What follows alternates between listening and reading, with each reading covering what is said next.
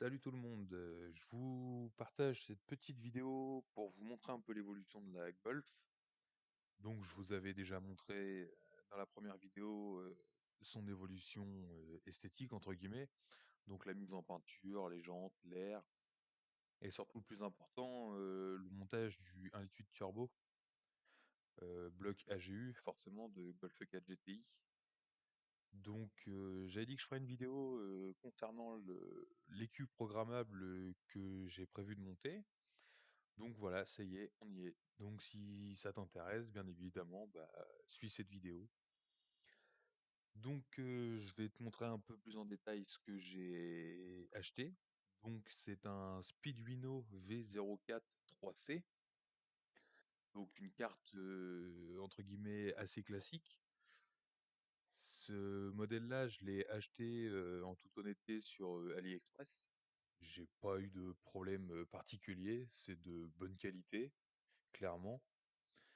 Euh, Dans le pack, tu as plusieurs options. Soit tu achètes avec l'Arduino, le conditionneur et l'autre pièce, je sais plus ce que c'est. Enfin bref. Moi, l'Arduino, je l'avais acheté chez Daieffy. J'avais pris un Mega 2560.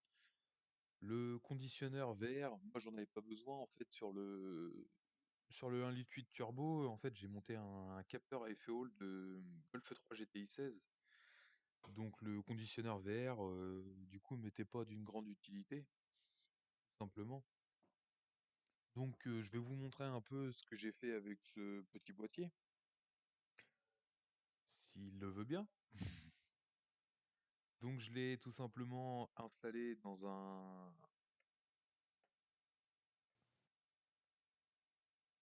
donc je l'ai tout simplement monté dans un boîtier de calculateur d'origine de Golf 3, comme on peut le voir ici. Donc, c'est un boîtier assez grand pour accueillir la carte du Speeduino.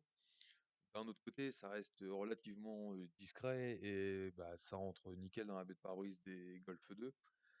Donc voilà. En ce qui concerne du câblage, je pourrais vous mettre en lien le site où je les ai achetés.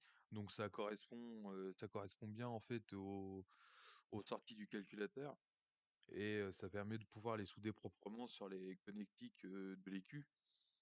Donc moi, ça m'a permis de pouvoir garder une prise de faisceau type origine. Après, bien évidemment, j'ai refait le faisceau entièrement car il y a pas mal d'options que j'ai supprimées. Contrairement à un swap classique où tu gardes le faisceau complet, où tu te raccordes à la boîte à fusibles. Moi, je suis sur une phase 1, donc avec les anciennes boîtes à fusibles, il n'y a rien qui correspond à la Golf 3, donc j'avais pas franchement d'intérêt à garder un faisceau complet et un tas de câbles. Donc voilà. Là, je vous montre aussi, là, c'est le contrôleur AFR. Donc c'est un Spartan 2. Donc ça, pareil, je l'ai chopé sur eBay, complet avec une sonde LSU 4.9 Bosch. Donc ça, sur eBay, ça se trouve aux alentours d'une centaine d'euros. Je suis pas sûr, honnêtement, que ça soit 100% Spartan. Mais bon, après, a priori, ça fait plutôt bien le taf et ça permet d'avoir une correction AFR correcte pour faire les réglages de base sur la gestion programmable. Donc là, du coup, je l'ai intégré à ma planche comme j'ai pu. Le but, c'était vraiment de tout centraliser dans le boîtier, de façon à pas avoir des multiples câblages qui partent un peu dans tous les sens. Voilà le rendu final. Donc, bah voilà, ça ressemble à un calculateur d'origine. Donc, très discret.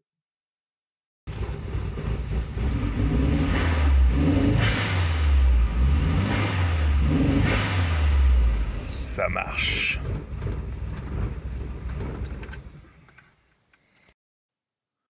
Le but de cette vidéo, suite à un long moment d'arrêt pour des raisons assez personnelles, c'était un peu de vous montrer le choix que j'ai fait concernant la gestion programmable. Parce que bon, c'est vrai que c'est pas évident quand même de choisir un calculateur adapté en fonction de ses besoins et aussi en fonction de ses finances. Car mine de rien, ça peut vite chiffrer. Donc bon, effectivement, Speeduino, c'est peut-être un peu du low cost. C'est sûr que niveau budget, c'est nettement moins cher que les grandes marques reconnues, mais en attendant, ça fait très bien le boulot. Après, c'est sûr qu'il faut être bien accompagné pour pouvoir le faire fonctionner. J'ai pas mal galéré au début, comme beaucoup, je pense. Euh, pour faire la programmation du calculateur, moi, du coup, j'utilise Tuner Studio. J'ai pris une version, un peu plus développée, j'ai pris une version payante, pour avoir l'autotune, ce qui me permettra de m'aider un peu pour faire les réglages, de base, les réglages, moteurs. Donc tout ça, on va le voir dans la prochaine vidéo.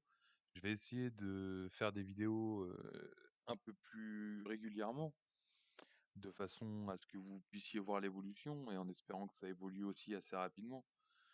Bon après concrètement, le fait d'avoir pris un calculateur programmable, en soi, il y a pas d'intérêt pour un bloc d'origine. J'aurais très bien pu garder le faisceau de 20 VT et puis juste, adapter les alimentations avec un IMO off et puis peut-être même un Flexfuel. Mais sur un vieux calculateur comme le mien, il y avait pas franchement d'intérêt. Puis moi, le but, c'est, clairement, c'est de faire évoluer ce bloc moteur. Donc, c'est sûr que je m'attends pas à sortir des 400-500 chevaux. Et je me dis que si j'arrivais déjà à en sortir peut-être 250 avec quelques pièces, performance de façon à le renforcer, ça serait, je pense, déjà un bel exploit. Après, je suis comme beaucoup, je reste amateur, passionné d'automobile.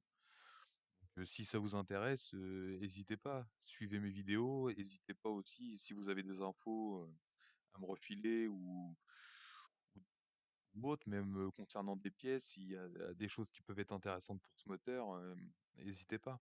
Ça sera avec grand plaisir. En tout cas, merci d'avoir regardé cette, petite vidéo et puis, bah, je vous dis, à bientôt. Allez, salut.